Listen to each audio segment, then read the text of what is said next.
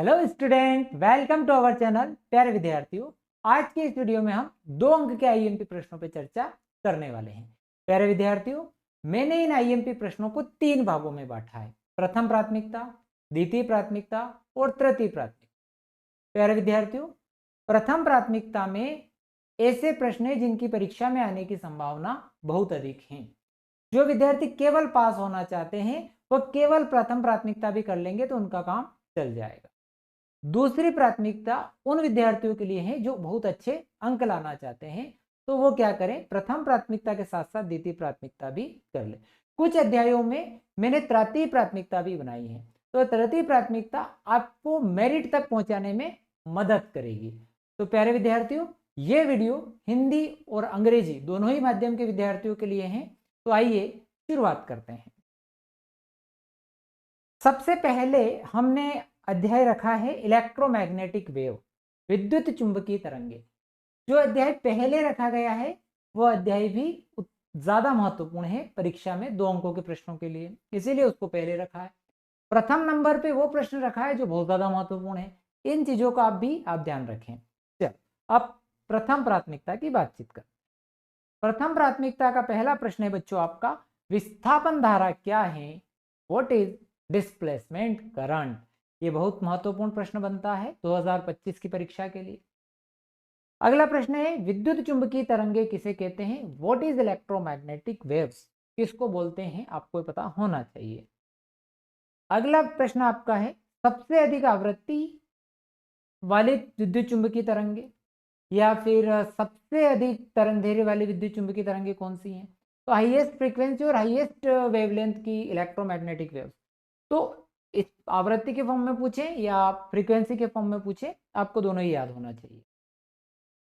अगला प्रश्न है कि विद्युत चुंबकीय तरंगों के उपयोग, यूज ऑफ इलेक्ट्रोमैग्नेटिक वेव। अब आपको सारी जितनी भी electromagnetic wave, x ray, gamma rays के, आपकी अल्ट्रावायलेट यानी कि पराबैंगनी, अवरक्त, रेडियो, माइक्रो, इन सारी तरंगों के बारे में आपको जानकारी होना चाहिए, यानी इनके उपयोग आपको याद होने। ठीक है।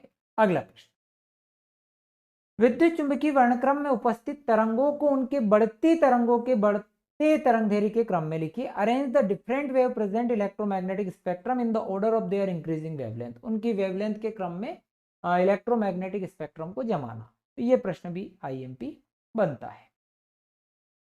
प्यारे विद्यार्थियों, अब द्वितीय प्राथमिकता की बात करते हैं। द्वितीय प्राथमिकता में सबसे पहला प्रश्न हमने रखा मैक्सवेल के समीकरण। मैक्सवेल के जो 4 समीकरण हैं वो आपको आना चाहिए। अगला प्रश्न आपका है, विद्युत चुंबकीय तरंगों के स्रोत व संसूचन यानी source and detection of electromagnetic wave. तो आप एनसीईआरटी किताब खोलोगे तो उसमें आपको एक टेबल बनी हुई मिलेगी। तो उस टेबल में आप इनके सोर्स दिए हुए हैं, यानी उत्पादन स्रोत दिए, यानी उत्पादन दिए हुए हैं, यानी कि सोर्स दिए हुए हैं, और उनका संसूचन भी उसमें यानी डिटेक्शन भी आपको मिल जाएगा। तो आप वहां से इसको, उस टेबल को आप कर लीजिएगा तो आपका काम बन जाएगा। ये बहुत महत्वपूर्ण प्रश्न है। अगला है विद्युत चुंबकीय तरंगे और यांत्रिक तरंगों में अंतर, difference between electromagnetic waves and mechanical waves में डिफरेंस। एम्पियर के परिपति नियम का जो संशोधित रूप है, यानी मॉडिफिकेशन फॉर्म ऑफ जो है एम्पियर सर्किटल लॉ, ये भी आपको आना चाहिए। अगला प्रश्न है कि एम्पियर के ये तो रिपीट हो गया है ना। अब तृतीय प्राथमिकता में सिद्ध कीजिए IC बराबर ID, यानी कि चालन धारा और विस्थापन धारा, conduction current and displacement current को इक्वल प्रूव करना। और अब आपका जो ये सिद्ध कीजिए तो मिस प्रिंट है, आप यहाँ करेंगे एनसीईआरटी की जो एक्सरसाइज है, ये एक्सरसाइज के नंबर हैं 8.3, 8.5 और 8.7, यानी अभ्यास के जो प्रश्न हैं ये तीनों प्रश्न आप लोगों को कर लेने हैं अगर आप मेरिट चाहते हैं तो। ठीक, आगे बढ़ते। अगला चैप्टर है radiation and dual nature of matter. ये यूनिट है आपकी विकिरण तथा द्रव्य की द्वैत प्रकृति।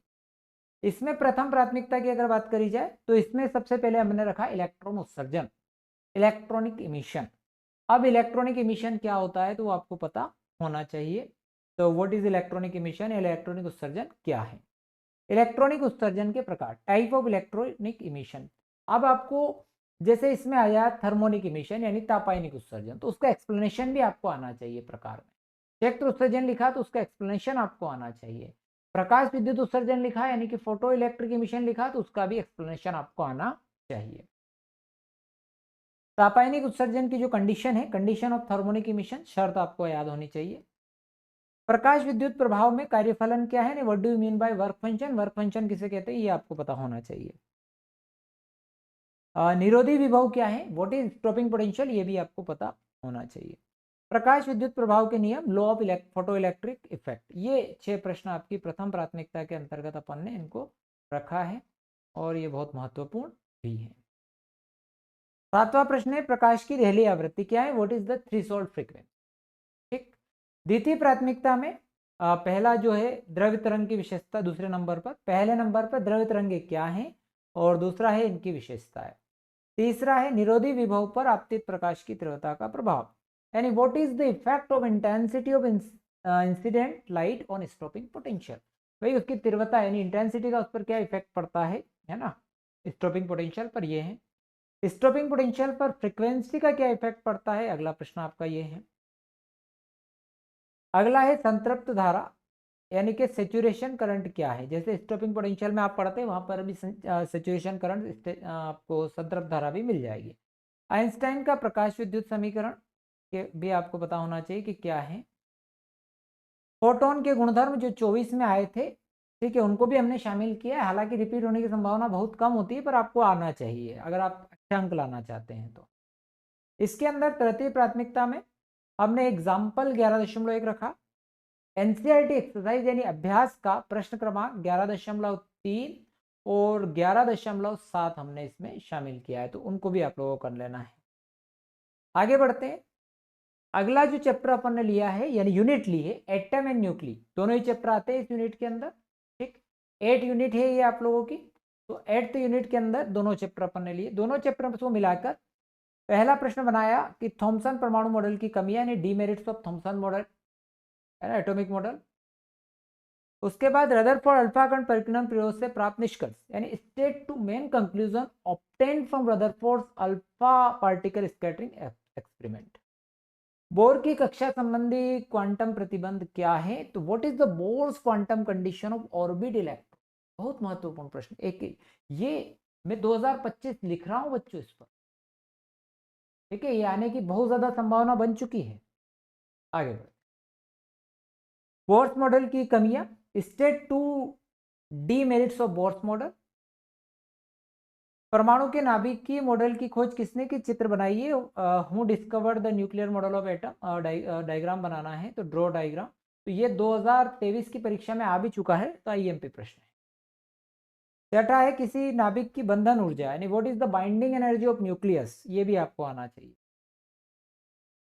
और नाभिकीय बलों की विशेषता, state two properties of nucleus, ये 2024 में आ चुका है।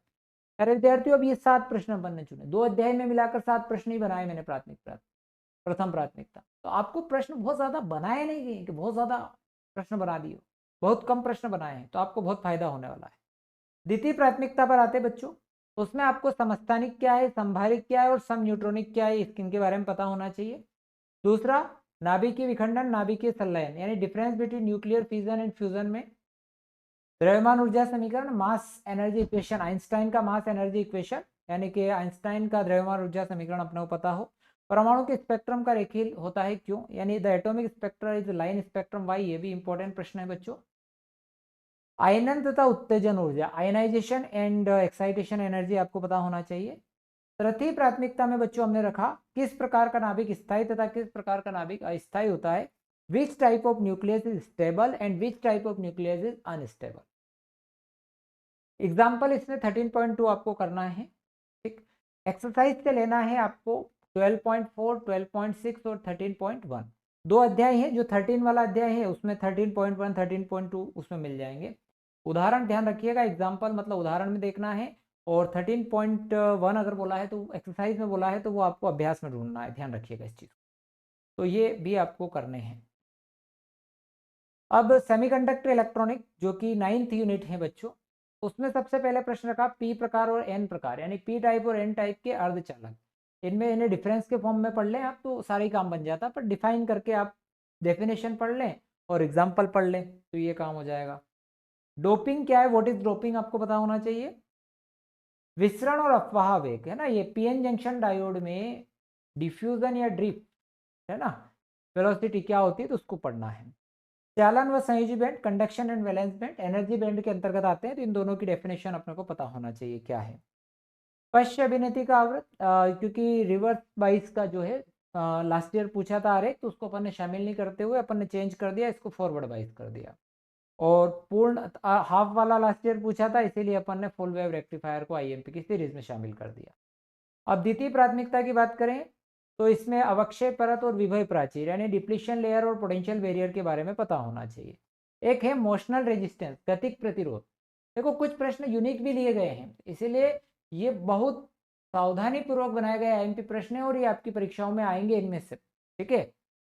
लगभग सारे ही प्रश्न जो 2 अंकों के हैं वो आ जाएंगे इनमें से, ठीक है। कंसेप्ट बिल्ड होगा, उसमें से बन जाएगा आपका प्रश्न। हो सकता है एग्जैक्ट ऐसा नहीं आए, पर बदल के आएगा तो भी आप बना पाएंगे, ऐसे आपका काम हो जाएगा। एग्जाम्पल जो शामिल किए गए अमन ने 14.3 और एक्सरसाइज 14.1, 14.5 और 4 और 5, इसमें तृतीय प्राथमिकता का टंटा अपन ने नहीं रखा, 2 ही प्राथमिकता है। ऑप्टिक्स के अंदर 30 यानी प्रकाशी के अंदर है ना, ये आपकी अगली जो यूनिट है। तो ऑप्टिक्स के अंदर प्रकाशिकी के अंदर यानी इसमें दोनों ही शामिल है बच्चों, तरंग और रे, यानी कि रे एंड वेव, यानी कि जो आपकी है एक तो रे यानी कि क्या बोलते हैं, हाँ रे यानी कि प्रकाशिक है ना, आप तो याद रखें, मेरे को ध्यान में ही नहीं आ रहा है। तो इसमें प्रकाशिकी में दोनों ही ray optics and wave optics, ठीक है। तो ऑप्टिक्स पूरे पढ़नी है। इसमें तीसरा प्रश्न है कि पूर्णांतरिक परावर्तन की शर्तें, condition of total internal reflection. पहला, what is the refraction of light. दूसरा, इसमें एग्जांपल हमने शामिल किया 9.1 वाला जो कि 2024 में आया। तीसरा, लेंस समता, पावर ऑफ लेंस अपने को पता होना चाहिए। पांचवा, परावर्ती दूरदर्शी का आरेख यानी डायग्राम ऑफ रिफ्लेक्टिंग टेलीस्कोप, ठीक। तरंगाग के प्रकार, टाइप ऑफ वेव फ्रंट, ये भी आए हुए हैं 2024 की परीक्षा में। प्रकाश का विवर्तन, डिफ्रैक्शन ऑफ लाइट। लास्ट है कि मोनोक्रोमेटिक सोर्स यानी एक वर्णी प्रकाश स्रोत क्या है। द्वितीय प्राथमिकता की अगर बात करें तो लेंस की आवर्धन से क्या तात्पर्य है, what is meant by magnification of lens. अपवर्ती दूरदर्शी और परावर्ती दूरदर्शी में अंतर यानी difference between refractive and reflective telescope. Malus का नियम, व्हाट इज मीन्ड बाय ये जो है मेलस लो, यहाँ पर ये मेलस लो हो जाएगा। उसके बाद इसमें मैग्निफिकेशन ऑफ लेंस है ना, ये भी यानी आवर्धन, अंग्रेजी में दूसरा हो गया, हिंदी में दूसरा हो गया, इसको भी ध्यान रखें। तो आवर्धन के बारे में भी बात की गई। अगला पोलराइजेशन के बारे में बात की गई और एग्जाम्पल 9.2 के बारे में आपको पढ़ना है और एग्जाम्पल ही 10.1 भी आपको पढ़ना है। तृतीय प्राथमिकता की बात करें तो इसमें एनसीईआरटी एक्सरसाइज अभ्यास 10.1, 10.2, 10.3 ए आपको करना है, ठीक है। आगे बढ़ते हैं कि अगला अध्याय है आपका electromagnetic induction and alternating current, विद्युत चुंबकीय प्रेरण और प्रत्यावर्ती धारा। प्रथम प्राथमिकता में कौन आ रहे हैं इस अध्याय से, तो फेराडे के विद्युत चुंबकीय प्रेरण के नियम, दोनों ही नियम आपको आने चाहिए, बहुत इंपॉर्टेंट, यानी Faraday's law of electromagnetic induction. Lenz law, Lenz का नियम आना चाहिए। स्वप्रेरण अन्योन प्रेरण में अंतर, difference self and mutual induction. वोटहीन धारा, वोटलेस करंट के बाद क्या है आपको आना चाहिए। ट्रांसफार्मर के उपयोग, यूज ऑफ ट्रांसफार्मर पता होना चाहिए और उदाहरण हमने इसमें शामिल करे 7.1 और 7.2। अभ्यास से 7.1 से लगाकर 7.4 तक के न्यूमेरिकल आपको आने ही चाहिए, ठीक है, चाहे आप कमजोर वाले विद्यार्थी हो चाहे अच्छे वाले हो। द्वितीय प्राथमिकता में उच्चाई और अपचाई में अंतर, प्रत्यावर्ती धारा द्वारा विद्युत अपघटन क्यों नहीं किया जाता है, यानी why it is not possible to electrolysis using alternating current. प्रतिबाधा और प्रतिघात का डिफाइन करना आना चाहिए, इसमें एग्जांपल 7.10 भी शामिल किया गया। अभ्यास का 7.6 आपको करना है। अब आ जाए अगले चैप्टर यूनिट के अंदर, यानी थर्ड यूनिट है ये। Magnetic effect of current and magnetism, धारा का चुंबकीय प्रभाव और चुंबकत्व। इसमें लॉरेंज बल तीसरे नंबर पर, बायो सावर्ट के नियम का सदिश रूप, एम्पियर का परिपति नियम, चुंबकत्व के लिए गाउस का नियम, गाउस लॉ फॉर मैग्नेटिज्म, चुंबकीय शक्ति रेखाओं के गुणधर्म, properties of magnetic field lines. ठीक, दो चुंबकीय रेखाएं कभी एक दूसरे को नहीं काटती, two magnetic field lines never intersect each other. द्वितीय प्राथमिकता पर अगर बात करें तो चल कुंडली धारामापी के चुंबकीय शक्ति त्रिज्यीय किया जाता है। Moving coil galvanometer, magnetic field is made of radial why. प्रत्यावर्ती धारा द्वारा विद्युत अपघटन क्यों नहीं किया जाता, यानी why is not possible to electrolysis using alternating current. अनुचुंबकीय, प्रतिचुंबकीय, लोह चुंबकीय। अब इनमें आप डिफरेंस के फॉर्म में पढ़ ले, इनकी डेफिनेशन के फॉर्म में पढ़ ले तो आपका काम बन जाएगा। उदाहरण आपको एग्जाम्पल 5.3 करना है, एक अभ्यास का 5.1 करना है। अब अगली यूनिट है जो सेकेंड यूनिट है, धारा विद्युत। धारा विद्युत, ओम का नियम, ओम्स लॉ आना चाहिए। प्रतिरोध, विशिष्ट प्रतिरोध में अंतर and difference between resistance and resistivity में, किरचॉफ्स लॉ, किरचॉफ के नियम। गतिशीलता क्या है, what is meant bye mobility, mobility क्या है पता होना चाहिए। ओम के नियम की सीमाएं, right the limitations of Ohm's law. अगला है अभ्यास 3.1 व 3.4, यानी कि जो है आपका एक्सरसाइज है ये, है ना। अभ्यास में यानी कि एक्सरसाइज है ये, एग्जाम्पल लिखा गया है यहाँ पर इंग्लिश वालों के लिए। तो एक्सरसाइज 3.1 से 3.4 तक सारे क्वेश्चन 1, 2, 3 और 4 ये सब करने हैं, प्रथम प्राथमिकता। द्वितीय प्राथमिकता में अगर चले तो अनुगमन वेग, ड्रिफ्ट वेलोसिटी, अर्धचालक के विशिष्ट प्रतिरोध पर ताप पर निर्भरता और ग्राफ द्वारा। Show the dependence of specific resistance of semiconductor on temperature by a graph. Temperature का इफेक्ट भी इसके ऊपर आपको बताना है, क्या प्रभाव पड़ता है। विद्युत वाहक बल क्या है आपको पता होना चाहिए। और अभ्यास के यानी एक्सरसाइज के 3.3 और 3.5 वाले क्वेश्चन आपको आने चाहिए। ठीक है, अगर हाँ इसमें 3.1 एंड 3.4 उसको कर ले तो 5 तक सब हो गया। अब आगे जो है हमारा फाइनल फर्स्ट यूनिट, इलेक्ट्रोस्टैटिक स्थिर विद्युत। स्थिर विद्युत के अंदर आवेश का क्वांटीकरण यानी क्वांटाइजेशन ऑफ चार्ज, क्षेत्र रेखाओं के गुणधर्म, प्रॉपर्टीज ऑफ फील्ड लाइंस, उसके बाद विद्युत क्षेत्र की तीव्रता, इंटेंसिटी ऑफ इलेक्ट्रिक फील्ड, समविभव पृष्ठ, इक्विपोटेंशियल सरफेस, विद्युत धारिता, इलेक्ट्रिक कैपेसिटेंस, किसी चालक के विभव को प्रभावित करने वाले कारक लिखिए, right the factor affecting electric potential of conductor. अभ्यास से आपको लेना है, एक्सरसाइज से आपको लेना है 1.1, 1.4, 1.7 और 1.13। हिंदी वालों के लिए लिखना रह गया तो ध्यान रखिए 1.13 भी करना है। तो ये तो प्रथम प्राथमिकता में, ये न्यूमेरिकल भी हमने 2 अंकों में शामिल किए क्योंकि वो प्रश्न 2 अंकों में न्यूमेरिकल आते हैं और आने की संभावना बनती है कई बार। आगे बात करते हैं द्वितीय प्राथमिकता की। तो इसमें चालक के भीतर स्थिर विद्युत क्षेत्र 0 होता है, inside a conductor electrostatic field is 0 Y.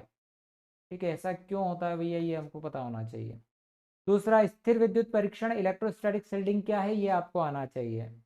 तीसरा, विद्युत क्षेत्र रेखाओं के गुण यानी properties of electric field lines आपको पता होना चाहिए। चौथा, गाउस का नियम, स्टेट द गाउस लॉ। चौथा, उदाहरण 2.7, 2.3, एग्जाम्पल 2.7, 2.3। प्यारे विद्यार्थियों, ये सारे आईएमपी प्रश्न आपकी परीक्षाओं में इनमें से आपको देखने को मिलने वाले हैं, आपको दिखाई देंगे और आप याद करोगे मुझे कि सर ने कहा था ये आएगा और वो आया। इसीलिए ये पूरे रिसर्च करके मैंने बनाए हैं बच्चों। ठीक है, जिस पैटर्न पर बोर्ड जा रहा है, पेपर की गहराई में प्रश्न पूछने की कोशिश कर रहा है, उसको भी लिया। पुराने सालों में जो प्रश्न रिपीट होते हैं उनको भी शामिल किया। मैं एक बात बताता हूं, मैं बच्चों को मेरी क्लास में हमेशा बोलता हूं कि 2 अंकों के प्रश्न के आईएमपी प्रश्न निकालना मतलब आग से खेलना है। तो 2 अंक के आईएमपी प्रश्न निकालना आसान बात नहीं। ठीक है, क्योंकि 2 अंकों में उसके पेपर बनाने वाले के पास हजारों क्वेश्चन है, कुछ भी बना सकता है। फिर भी मेरे अनुभव और पुराने प्रश्नों के पेपर का अध्ययन करके और सारी चीज़ों से आपके लिए मैं बहुत अच्छे प्रश्न लेकर आया हूँ। ये समझे कि आपके लिए मैंने शहद निकाला है। ठीक है, फूल से शहद निकाल कर आप लोगों के लिए तैयार किया है। आप लोग पूरी चीज एक एक प्रश्न को ध्यान से पढ़िएगा और आपको किसी प्रश्न के सॉल्यूशन में भी आपको भी चाहिए तो आप बता दीजिएगा, उन प्रश्नों के मैं सॉल्यूशन भी आपको अवेलेबल करवा दूंगा। तो प्यारे विद्यार्थियों, यदि आपको वीडियो पसंद आया हो तो चैनल को सब्सक्राइब करिएगा, अपने दोस्तों के साथ शेयर करना मत भूलना। और बहुत जल्द 3 अंक के भी इसी प्रकार के आईएमपी प्रश्न में लेकर आ रहा हूं। तो please like, share and subscribe. Thank you very much. मिलते हैं नेक्स्ट वीडियो।